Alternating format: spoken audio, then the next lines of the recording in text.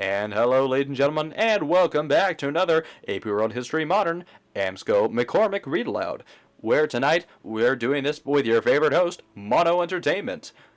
And I hope you're all ready to cuddle up with your favorite snack, a nice notebook to take notes in, and also your favorite drink as we dive straight into Chapter 5.4, Industrialization Spreads. Quote, no excerptions of the masters or workmen could have answered the demands of trade without the introduction of spinning machines. End quote. Said by John Aiken, A Description of the Country Around Manchester, 1795. Essential question. How did different types and locations of production develop and change over time? Although the Industrial Revolution began in Britain, it soon spread elsewhere.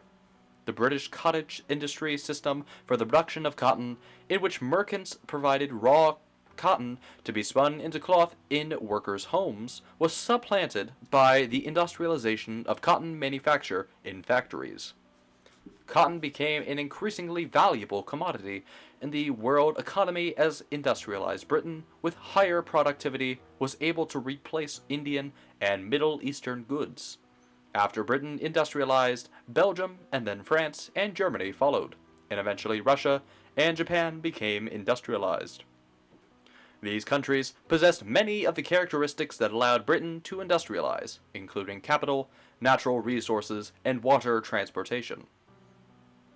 Spread of industrialization. After Britain industrialized, Belgium and then France and Germany followed. Like Britain, these countries possessed capital, natural resources, and water transportation. The United States, Japan, and Russia also formed as industrialization spread. France and Germany. Despite some favorable factors for industrialization, France had sparsely populated urban centers, which limited the amount of labor available for factories. Also, the French Revolution, which took place from 1789 to 1799, the subsequent wars involving France and its neighbors consumed both the attention and capital of France's elites. These factors delayed the Industrial Revolution in France. Meanwhile, Germany was politically fragmented into numerous small states, which delayed its industrialization.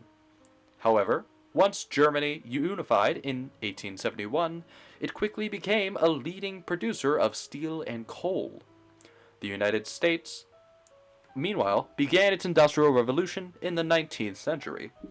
By 1900, the United States was a leading industrial force in the world. Human capital, the workforce, was a key factor in U.S. success. Political upheaval and widespread poverty brought a large number of immigrants to the United States from Europe and East Asia. These immigrants, as well as migrants from rural areas in the United States, provided the labor force to work in the factories. Also, as seen on the page 304, we have agricultural products for trade in the 19th century, featuring from left to right, product, producers, and users, finished products. Product, wheat. Producers, Russia and Britain. Users, Britain for food. Product, rubber. Producers, Brazilian Amazon. Users, Britain with tires, footwear, and fabrics. Product, palm oil. Producers, West Africa, Indonesia.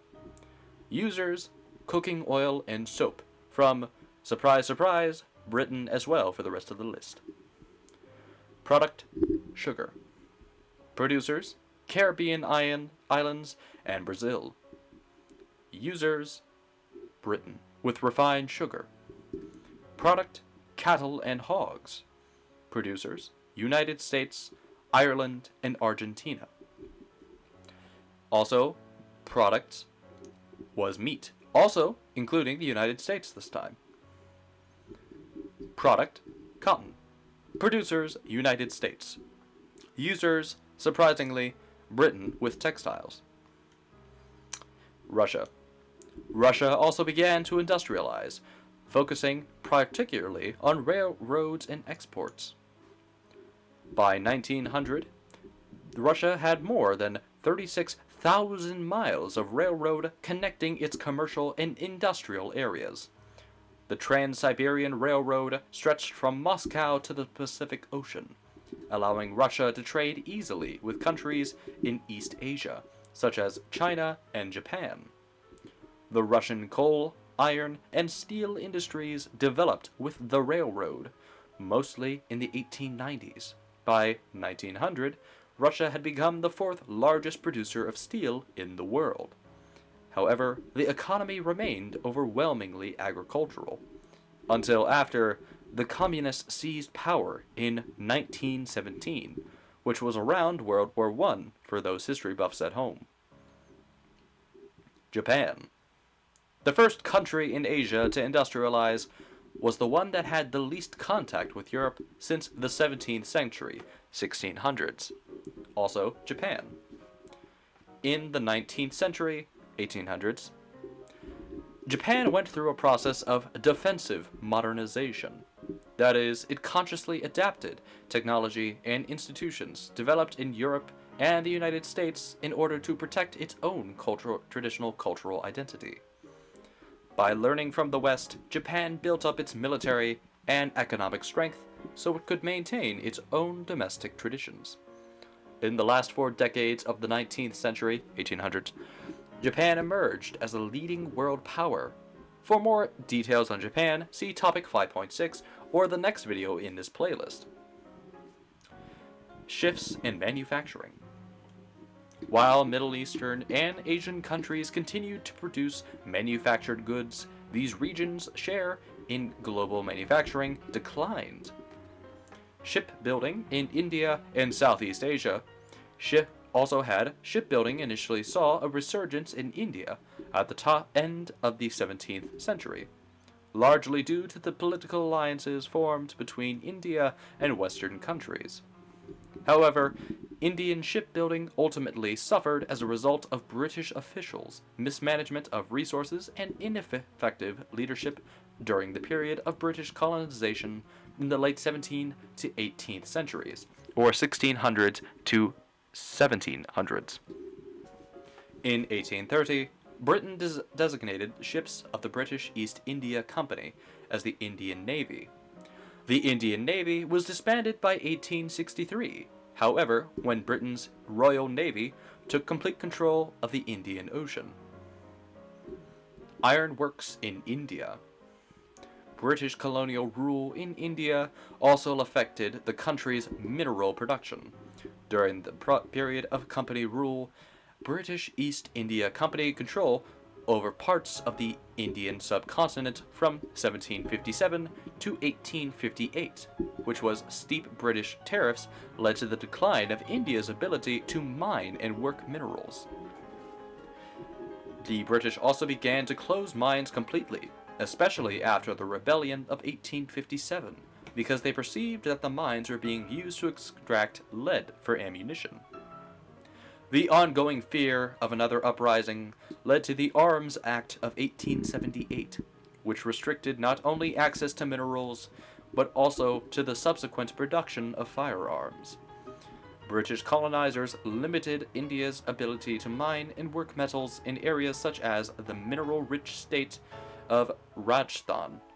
By the early 19th century, most of the mines in Rajasthan were abandoned and the mining industry was extinct. Even though British colonial rule ended in 1948, mining and metalworking remained particularly non-existent in India until the early 20th century.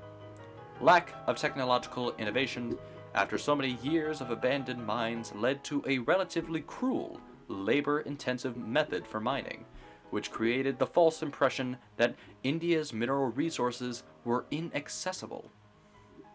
Textile production in India and Egypt. India and Egypt were both among the first to engage in the production and trade of textiles. Just as it stifled the production of ships and iron, British colonization also affected the textile production in India. As the textile industry flourished in India, it undermined the British textile mills in Britain, specifically in Lancaster. The owners of the Lancaster textile mills pressured the British government in India to impose an equalizing 5% tax on all textiles produced at the more than 80 mills operating in Bombay, thus undermining their profitability. Egypt's textile industry, too, experienced difficulties as a result of Europe's worldwide economic reach. In the 18th century, Egypt exported carpets, silks, and other textiles to Europe. By the mid-19th century, mid-1800s, however, the huge growth in European textile production had changed matters. Egypt had lost not only its export market in textiles, but most of its domestic market as well.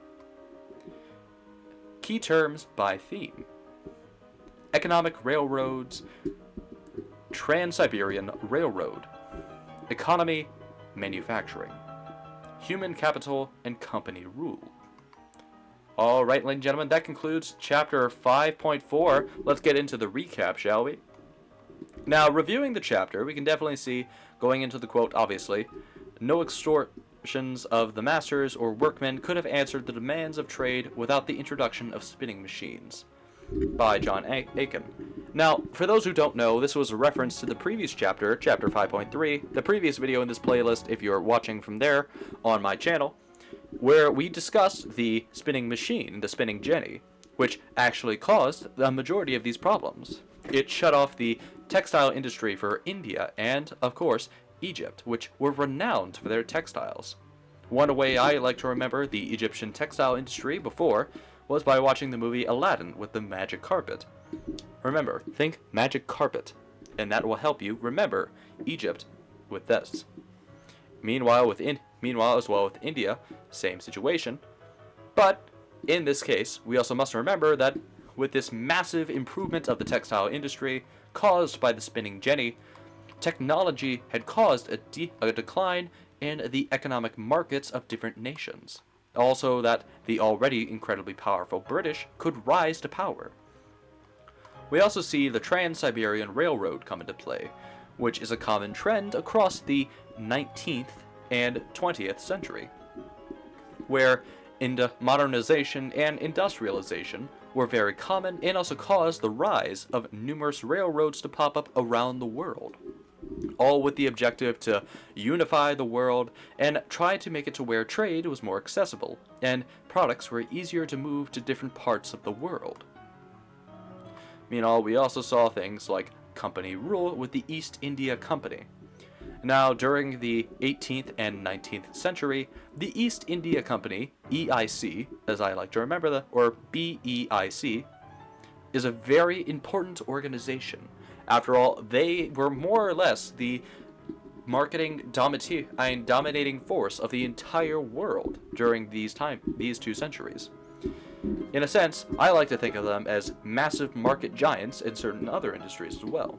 So if you know any massive monopolies, for example, like let's say Microsoft with computers and how big they are, then you can use that as a method to think about how and remember how this company was and acted, especially since that they were very aggressive and very forceful with a lot of their methods, especially with buying out and obtaining a lot of different lands in different nations during the centuries. But that is going to do it for today's chapter of 5.4, Industrialization Spreads. I hope you enjoyed the AP Read Aloud as much as I did, and if you did, consider supporting the channel. You can do that by becoming a member, going online to our apparel shop at The Tearful Tailor, which is also a link in the description below, hitting the like button, make sure to subscribe, and hit the notification bell to stay up to date on when I post more content.